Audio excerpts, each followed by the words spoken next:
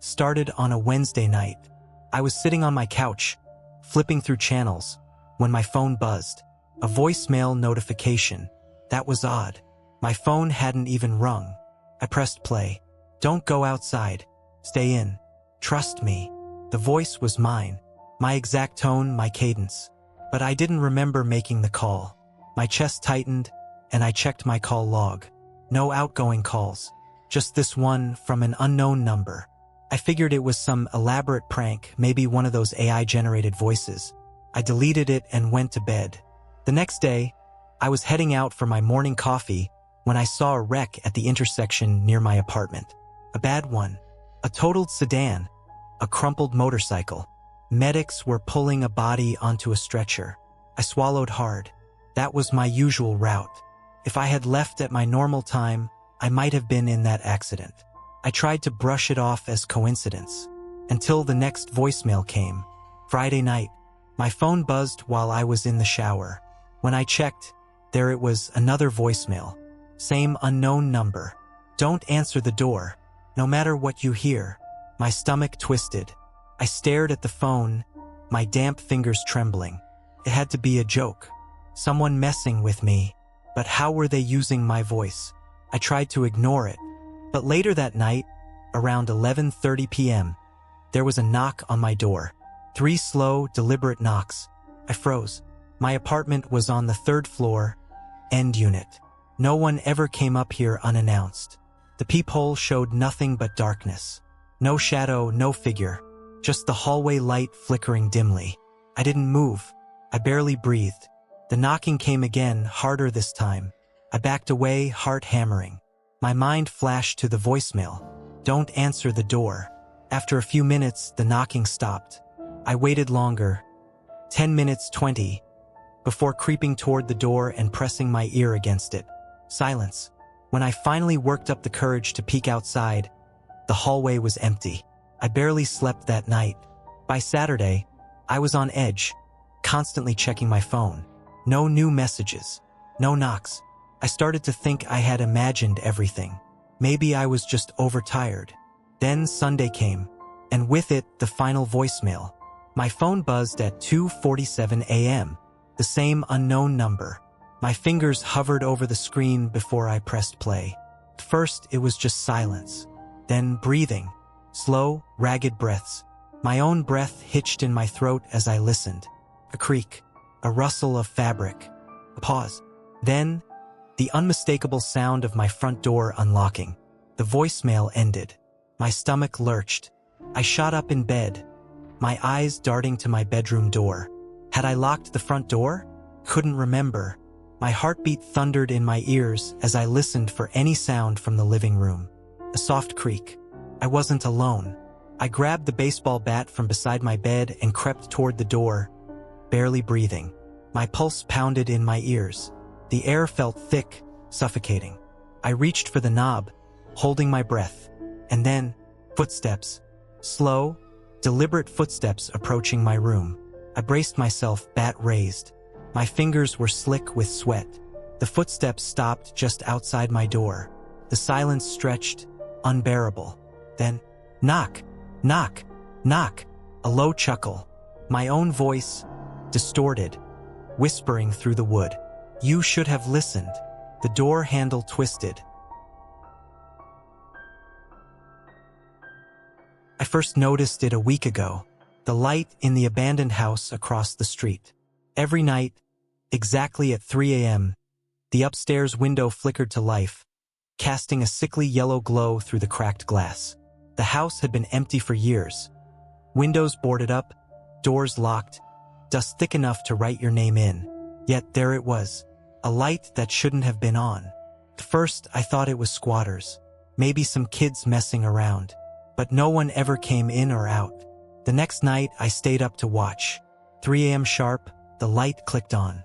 No movement, no shadows, just the glow staring back at me like an open eye. By the 3rd night, I felt something else. Presence. The kind that makes the hairs on your arms rise for no reason.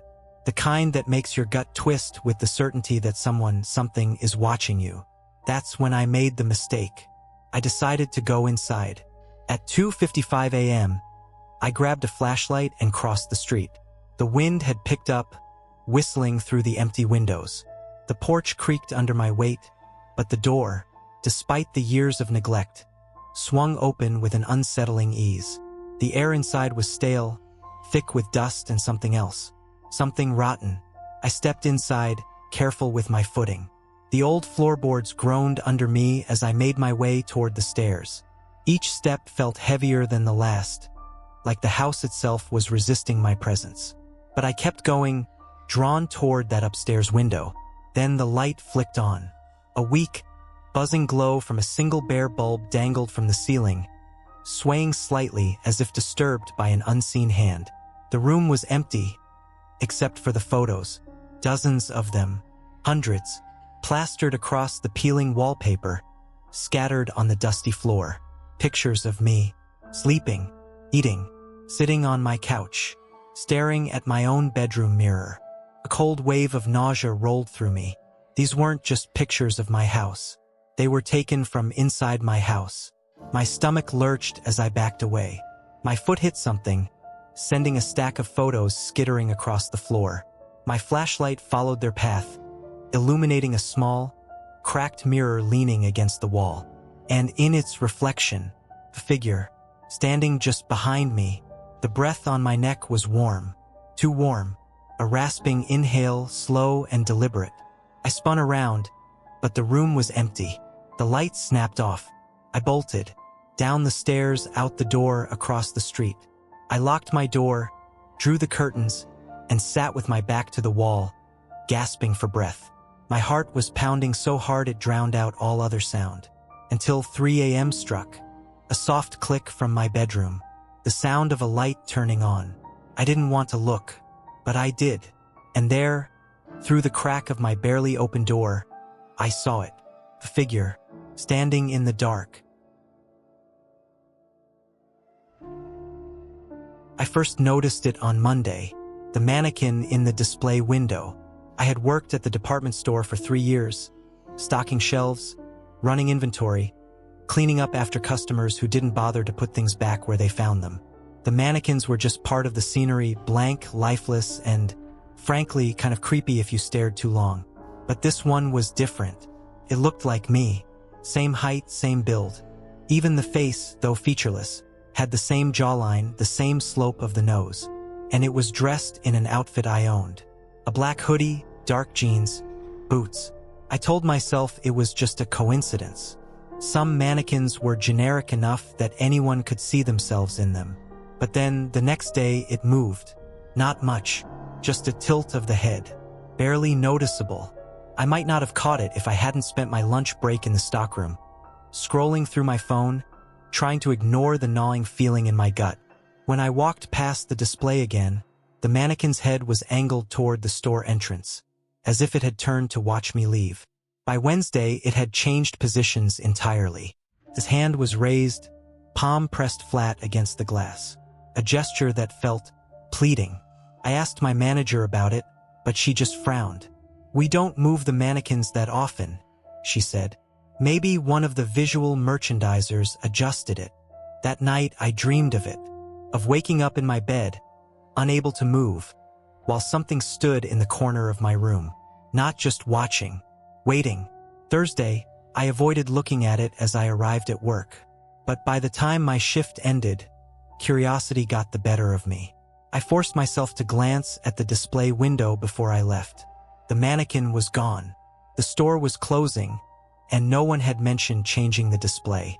But the space where it had stood was empty. My pulse quickened. I checked with the others, but no one had seen it moved. It was just gone. That night, sleep didn't come easily. I lay awake, staring at the ceiling, telling myself it was nothing, just my imagination running wild. Then, at 3:12 a.m., my bedroom floor creaked. My breath hitched. The room was dark, but I knew I wasn't alone. My fingers groped for my phone on the nightstand, my pulse hammering in my ears. I turned on the screen, and the dim glow of the phone illuminated something standing by my closet. Tall, motionless, a featureless face, a black hoodie, dark jeans, boots, the mannequin. It had found me. I couldn't move. couldn't scream. The air around me felt thick, suffocating. Then slowly it stepped forward.